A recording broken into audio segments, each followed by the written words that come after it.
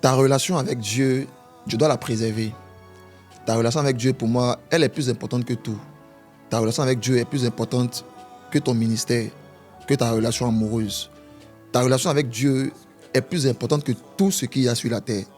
L'un des problèmes, l'une des erreurs que les gens commettent, c'est qu'ils font passer souvent certaines choses avant leur relation avec Dieu. Je vais vous dire une chose, une vérité. Tout ce qui passe avant ta relation avec Dieu finira tôt ou tard par te faire mal. Est-ce que vous savez qu'il y a des relations souvent qui n'aboutissent pas? Parce que quand ces relations-là entrent dans notre vie, elles finissent par passer avant Dieu. Il y a des gens qui se sanctifiaient, qui vivaient une vie qui plaisait à Dieu, mais ont commencé à pécher, ont commencé à arrêter de prier dès lors qu'elles ont commencé à se mettre en couple avec un type de personne. Tout ce qui passe avant Dieu dans votre vie finira tôt ou tard par vous faire mal. Je vais le dire dans un langage ivoirien. Il y a des gourmets qui ne sont pas des gourmets qui sont liés au fait que le monsieur ou la fille est mauvaise, mais qui sont liés au fait que la relation a commencé à passer avant Dieu. Toute relation qui passe avant Dieu finira tôt ou tard par devenir ennemi de Dieu. Et toute relation qui devient ennemi de Dieu finira tôt ou tard par te faire mal.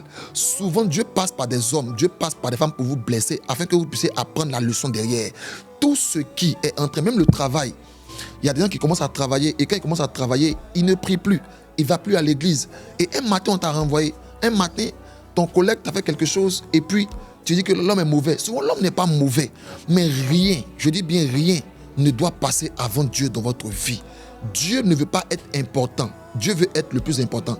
Il y a une différence entre dire que Dieu est important pour moi et Dieu est le plus important pour moi. Dieu dans ta vie veut être le plus important. N'accepte pas que ta relation avec un homme, ta relation avec une femme passe avant Dieu. Même les relations amicales, n'accepte pas. Il y a des gens ici, souvent tu as fixé une heure, tu veux prier, mais avant l'heure de la prière, quand ton ami t'appelle pour dire allons s'amuser, tu laisses la prière, tu t'en vas. Avant tu servais Dieu, tu étais impliqué à l'église, tu étais impliqué auprès d'un pasteur, tu servais Dieu, mais tu arrêtais de servir Dieu dès lors que tu as rencontré un homme, dès lors que tu as rencontré une femme. Et à cause de la relation là, tu as commencé à mettre Dieu de côté. Les amis, prenez votre relation avec Dieu très au sérieux.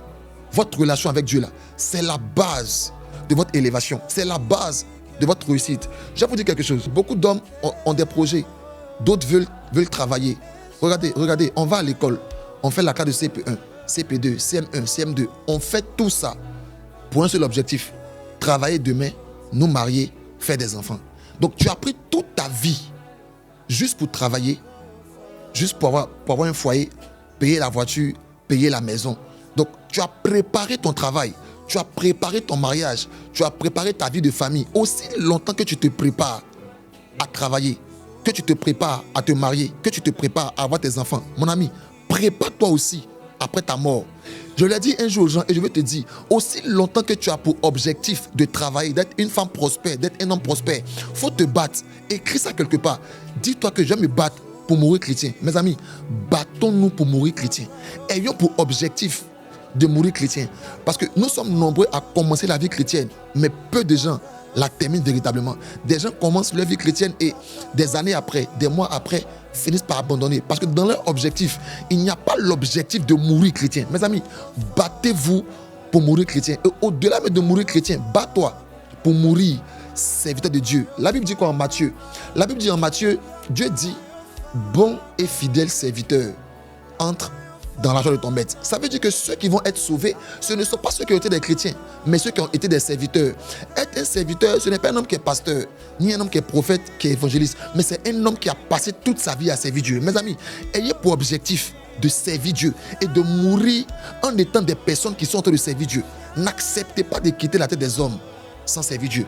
Il faudra que le jour où Dieu t'appelle, le jour où tu vas quitter la tête des hommes, ce soit un jour où tu étais en train de servir Dieu, ce soit un jour où tu étais chrétien. Parce qu'une chose est de commencer chrétien, mais peu de gens terminent. La Bible dit qu'il y a beaucoup d'appelés, mais il y a peu d'élus. Les élus sont ceux qui ont réussi à terminer leur vie en étant des gens chrétiens, en étant des gens serviteurs. Beaucoup proclament l'amour de Dieu, beaucoup disent qu'ils aiment Dieu, mais peu de gens vont terminer leur vie en étant en train de servir Dieu. Ça doit être un objectif pour toi. Aussi longtemps que tu veux être journaliste, tu veux être comptable, tu veux être footballeur, tu t'es fixé comme objectif de vie d'être footballeur, il faut aussi écrire, mon objectif à moi est de mourir chrétien. Mon objectif à moi est de mourir en étant une personne qui est en train de servir Dieu, qui est en train de marcher avec Dieu. Parce que ce qu'on oublie souvent, c'est qu'il y a une réalité. La prophétie la plus évidente dans ta vie et dans ma vie, c'est la mort. Tu es appelé à travailler, tu peux ne pas travailler. Tu es appelé à voyager, tu peux ne pas voyager. Tu es appelé à te marier, tu peux ne pas te marier. Mais ce qui est sûr, c'est que tu vas mourir. C'est que toi et moi allons mourir. La mort est la prophétie la plus certaine qui existe. Et aussi longtemps que la mort est certaine, pour moi, la mort mérite d'être préparée. La mort, tu dois préparer ta mort. Tu dois te dire qu'un jour, là, tu es appelé à partir. Aussi longtemps que tu te prépares à aller travailler, tu prépares tes tenues, tu prépares ton sac, ta chaussure. Prépare-toi à te dire qu'un jour, tu vas mourir. Un jour, tu vas quitter la tête des hommes. Donc, aussi longtemps que tu dois partir, là, prépare-toi. Parce qu'il y a quelque chose qu'on oublie. Je l'ai dit aux gens, et je vous le dis, il y a ce que j'appelle l'hypocrisie de la mort. En fait, l'homme n'est pas hypocrite, mais la vie nous a imposé ça. Quand quelqu'un meurt et qu'on va l'enterrer, juste quelques minutes après ta mort, ceux qui t'ont enterré là, ils vont aller manger quelque part. Ils vont s'asseoir, ils vont commencer à manger. Ils vont commencer à sourire. Pourtant, 30 minutes plus tôt, pendant qu'on te mettait dans la tombe, d'autres pleuraient. Mais dès qu'on s'en va, notre vie continue. Et toi seul, tu es là-bas. Toi seul, tu es face à tes réalités. Il y a une seule personne qui va être là après ta mort, c'est Dieu. Donc, tu dois essayer d'arranger, de réparer ta relation avec Dieu. Parce qu'après ta mort, nous les hommes, nous pour qui tu es en train de vivre, pour nous plaire, nous on va te laisser seul là-bas. Mais Dieu va être là. Après ta mort, les hommes vont partir. Chacun va commencer à vaquer ses occupations. Chacun va commencer à aller voir ses amis. D'autres vont commencer à aller voir les femmes. D'autres, même ta femme qui t'a perdu là, elle sera obligée de revivre, de continuer sa vie. Ton mari même que tu as laissé là, il sera obligé de vivre sa vie. Et toi seul, tu vas être là-bas. Au bout d'un mois, au bout de 3 mois, au bout de 4 mois, ton corps va commencer à se décomposer. Les animaux vont venir, ils vont commencer à manger ton corps.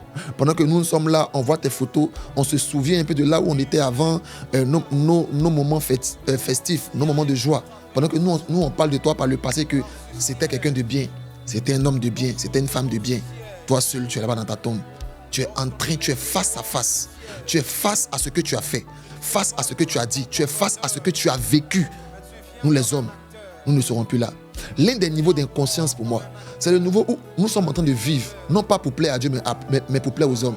Oublions qu'après la mort, aucun homme sera là, mais Dieu sera là. Mes amis, il y a un niveau de sagesse, et David l'a dit. David dit en Psaume, apprends-nous à compter nos jours, afin que nous puissions nous appliquer à la sagesse. L'un des niveaux de sagesse, l'un des plus hauts niveaux de sagesse, c'est le niveau où tu vis, mais tu vis en comptant tes jours, en te disant que chaque anniversaire que tu célèbres te rapproche un peu plus du jour de ta mort. Celui qui vit en comptant ses jours, en se disant que je suis appelé à partir un jour, il ne marche pas n'importe comment, il ne vit pas n'importe comment, il ne fait pas n'importe quoi. C'est parce que tu te dis que tu as toute la vie devant toi, que tu vis comme tu veux, tu marches comme tu veux, tu parles comme tu veux, te disant que tu as toute la vie devant toi. Un jour, je parlais avec quelqu'un, je lui ai dit, donne ta vie à Jésus. La personne m'a dit, je le ferai quand je serai prêt. Je lui ai dit, fais-le quand tu seras prêt, mais je prie que le jour où tu seras prêt, que tu sois encore en vie. Parce qu'une chose est de dire, je veux servir Dieu quand je serai prêt, mais une autre chose est d'être prêt quand tu vas être en vie. Rien ne te garantit que quand tu seras prêt, tu seras encore en vie. La mort est la prophétie la plus certaine. Je l'ai dit et je vous le dis, dans 100 ans, nous sommes actuellement en 2025, dans 100 ans, donc en 2125, tous ceux qui construisent la terre actuellement ne seront plus là. Ça sera peut-être nos petits-enfants, nos arrière-petits-enfants qui vont être là, qui vont être à nos places. Toi qui m'écoutes, cite-moi, donne-moi le nom de ton arrière-grand-père. Tu ne le connais pas, pourtant il a vécu. Donc tes petits-enfants ne te connaîtront pas, ils vont connaître leur papa, connaître leur grand-père, mais toi, ils ne te connaîtront pas. Parce que dans 100 ans, tous ceux qui constituent la terre aujourd'hui là vont partir. Donc la mort est certaine. Et tu dois apprendre dès à présent à avoir la sagesse de commencer à travailler sur l'après ta mort. Te dis que ce n'est maintenant, étant donné que je suis appelé à partir, donne-moi de ne pas marcher n'importe comment. Donne-moi de veiller sur mes pas. Donne-moi de m'arranger à mourir chrétien. Donne-moi de m'arranger à mourir en étant une personne qui a gardé encore le zèle. La plupart des personnes avec qui on a commencé la vie chrétienne aujourd'hui ne sont plus là. D'autres ont abandonné. Parce que la vie chrétienne est ce qu'il y a de plus compliqué. La vie chrétienne est ce qu'il y a de plus difficile.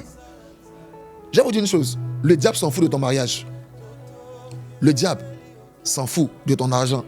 Est-ce que vous savez que l'une des raisons pour lesquelles Jésus est mort à la croix, ce n'est pas pour que nous soyons riches. Ce n'est pas ça d'abord. Ce n'est pas d'abord la première raison.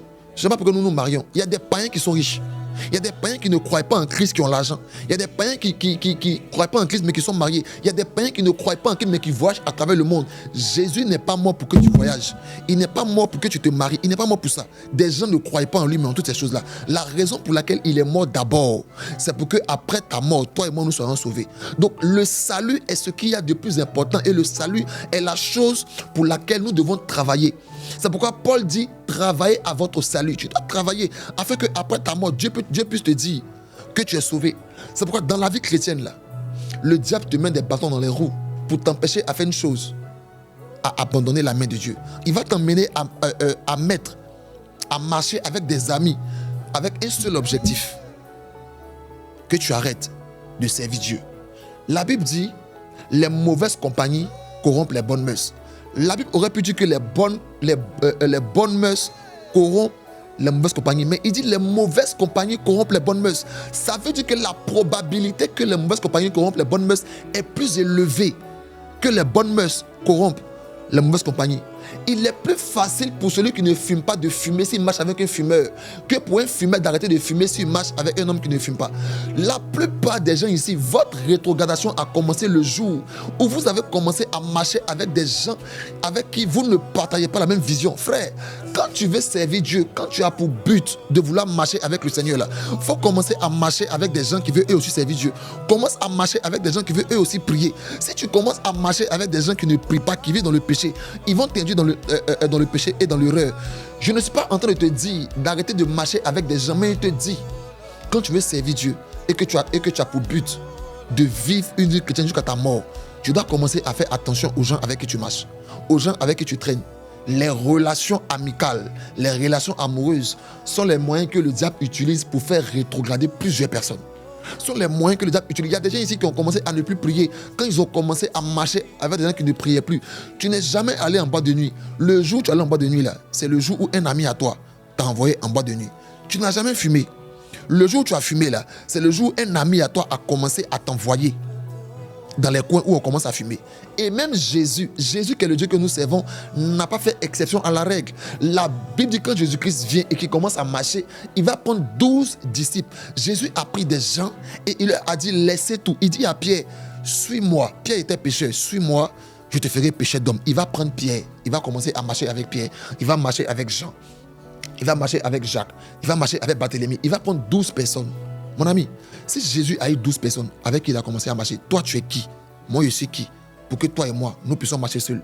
Vous devez avoir un entourage qui va vous booster dans votre foi chrétienne. Vous devez avoir des gens avec qui vous marchez, qui vont entretenir votre foi, afin que le jour où vous quittiez la terre, vous soyez des gens qui êtes convertis. Mes amis, notez-le quelque part. Ayez un objectif de mourir chrétien, de mourir converti, de mourir en étant dans la présence de Dieu, de mourir en étant des serviteurs de Dieu. Je vais terminer avec un dernier point. Jésus dit, le royaume des cieux est semblable à 10 vierges. Donc, 10 vierges, et on parle de 5 vierges folles, 5 vierges sages. Des gens ont sûrement écouté cette histoire-là. Il dit, le royaume des cieux est semblable à 10 vierges. Ça veut dire que dans le royaume des cieux, les personnes qui vont y entrer, ce sont des personnes qui sont vierges. Lorsqu'on parle de vierge, on ne parle pas de vierge en termes de rapport sexuel, mais qui parle de virginité, parle de sanctification. Ça veut dire que le royaume des cieux appartient aux gens qui ont appris à appliquer la vie de sanctification. Il y a vous dire une chose, une vie chrétienne où il n'y a pas d'interdit, ce n'est pas une vie chrétienne. La vie chrétienne, ce n'est pas seulement quelque chose où on va à l'église, où on parle en langue. La vie chrétienne, c'est un style de vie. C'est une façon de penser. C'est une façon de marcher. On dit le royaume de Dieu. Donc, un royaume là, lorsqu'on voit l'ambassadeur de la Chine en Côte d'Ivoire représente la Chine sur le territoire ivoirien. Donc il est en Côte d'Ivoire, mais il n'est pas ivoirien. Il prône les valeurs de la Chine en Côte d'Ivoire. L'ambassadeur de l'Inde est en Côte d'Ivoire, mais quand il est en Côte d'Ivoire, il prône les valeurs de l'Inde, mais en Côte d'Ivoire. On dit nous sommes ambassadeurs du royaume de Christ. Donc nous sommes sur la terre. Nous sommes censés prôner les valeurs de Christ sur la terre. Donc il y a des valeurs que nous avons. Étant des chrétiens, nous devons avoir des valeurs. Nous devons prôner les valeurs de Jésus sur la terre où nous sommes. Le problème, c'est que plusieurs sont chrétiens, mais ils n'ont aucune valeur. Écoutez-moi bien, la vie chrétienne, là, c'est un style de vie. C'est une façon de marcher. C'est une façon de se comporter. le royaume des cieux est semblable à 10 vierges, est semblable à ceux qui ont décidé d'appliquer la vie de sanctification. C'est pourquoi même la Bible dit, sans la sanctification, nul ne verra Dieu. À toi qui veux marcher avec Dieu, commence à appliquer une vie de sanctification. Commence à prôner les valeurs de Christ sur la terre. Je vais taire le nom. Il y a d'autres religions. Dans ces religions-là, d'autres vivent mal. Même quand ils vivent mal, ils savent que ce n'est pas bon de vivre comme ça, mais ils vivent comme ça. Mais les chrétiens ont un problème. Ils veulent légitimer le péché. Écoutez-moi, ce n'est pas parce que tu fais quelque chose que la chose est normale. Tu peux commettre un péché qui n'est pas normal. Ce n'est pas parce que tu commets un péché que tu vas légitimer le péché pour dire, mais un chrétien, est-ce qu'un chrétien peut? Frère, ce que la Bible a appelé péché, là, c'est péché. La Bible dit, ne vous conformez pas au siècle présent, mais soyez transformés par le renouvellement de l'intelligence. Écoutez-moi, la vérité qui a été en l'an 100 est la même vérité en l'an 2000 et sera la même vérité en l'an 3000. La Bible n'est pas un livre qui doit s'adapter à nos réalités, mais nous sommes censés nous adapter à la réalité de la Bible. N'oubliez pas, la mort est là. La mort est certaine. On ne connaît pas le jour, on ne connaît pas ni l'heure. J'ai dit un jour à l'église aux fidèles, si Jésus ne revient pas bientôt, c'est nous qui allons aller vers lui. N'oubliez surtout pas que dans votre programme, il y a la mort qui est certaine. La Bible dit que le diable rôde autour de nous comme un lion rugissant, cherchant qui va dévorer. Faites très attention. Le diable va se battre afin que vous puissiez abandonner la main de Dieu. Il va se battre à ce que vous ne soyez plus chrétien. Il va se battre à ce que vous perdiez la foi. Il va se battre à ce que vous ne croyez plus en Dieu, afin qu'il puisse mieux vous avoir, qu'il puisse mieux vous attraper. Dans ton programme, dis à Dieu, Seigneur, j'aimerais mourir chrétien. J'aimerais mourir en étant serviteur. J'aimerais mourir en étant converti. Ma prière pour toi, c'est que Dieu t'accorde la grâce de le servir jusqu'à la fin. Et que sa grâce, sa faveur soit sur ta vie. Au nom de Jésus. Amen. Demeure béni.